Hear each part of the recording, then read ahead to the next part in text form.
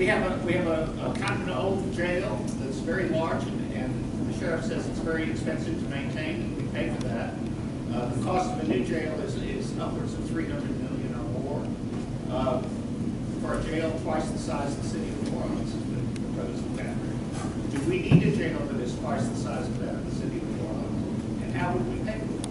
Essentially, the question is, do we need a new parish jail at East Baton Rouge Parish, one that would be larger than the Orleans Parish Jail in New Orleans, and how do we pay for it? C.D. Marcel. How did I know he was going to pick him first? First of all, I do not believe that we need a jail system that large. What I believe is that we need more innovative ways in order to keep non-violent offenders out of jail. I believe that and I think everyone in here probably knows that we incarcerate more people than anybody else in the world. The recidivism rate here is higher than anywhere else in the world. That tells me that something that we're doing is not correct. So making a larger prison only means that we're incarcerating. The larger we make the prison, the more people that will fill it up. I don't think that that's the answer. I think the answer is for us to go with more innovative ways in order to keep people from going to prison and have other measures that we can use to help our youth to stay out of prison rather than incarcerating them. We over-incarcerate more people, and we take the money that we're incarcerating with and put it on education. You'll see the flip in our city. Thank you.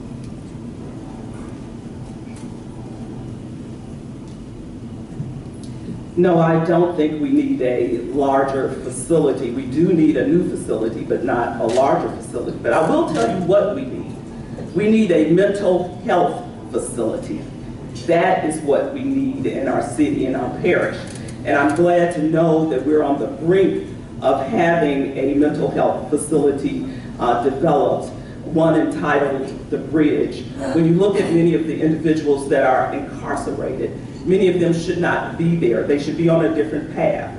That is why I'm glad that when I was in the legislature, I passed a bill to establish mental health courts, something like drug courts, so that we make sure that people who have behavioral health issues are not put in the same population as those who may be considered hardened criminals. Thank you. Mr. Delgado.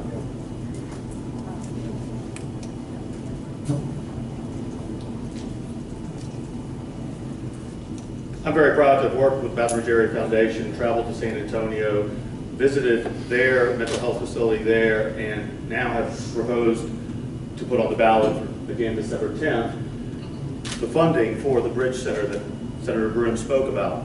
This is very necessary. We need to stop treating mental illness like a crime and treat it like the disease that it is. I think it's important for everyone to know that we call it a parish prison, but it is a jail. 95% of the people that are in East Baton Rouge Parish Prison are there before sentencing. They have not been convicted of the crime that they were arrested for. They are waiting to go to trial.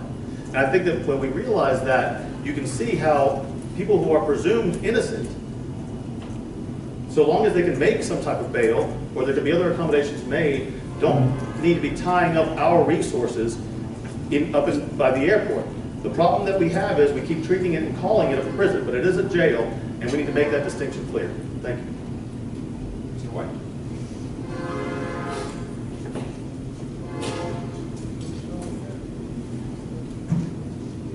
Thank you. When I spoke with the warden, he said he has 800 inmates there that shouldn't be there. Their mental health or drug addiction. I passed legislation this year to try to address that and also address emergency rooms, the 911 diversion. It's going to be the first in the state. We're one of the first in the country. East Baton Rouge Parish, I made them the model. And we put plenty of representation. So when they get 911 calls, if it's not an emergency, a medical emergency, which 80% are mental health and alcohol and drug addiction, they're going to divert them to the drug addiction or the mental health, or either they're going to take them to the hospital if it's an actual emergency. And what that's going to do is save millions. The models that I've seen across the country, it saves as much as $8 to $10 million a year for the local governments when you do it that way. But we do need a new facility. I transferred property from the state to the sheriff where he can build a new one, but it needs to be smaller and smarter and more usable. Thank you.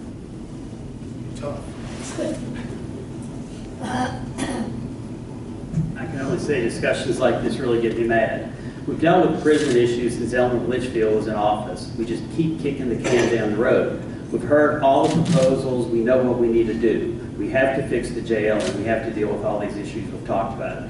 No reason. We take people, we let them sit in jail while they're waiting to get bond, to go to court.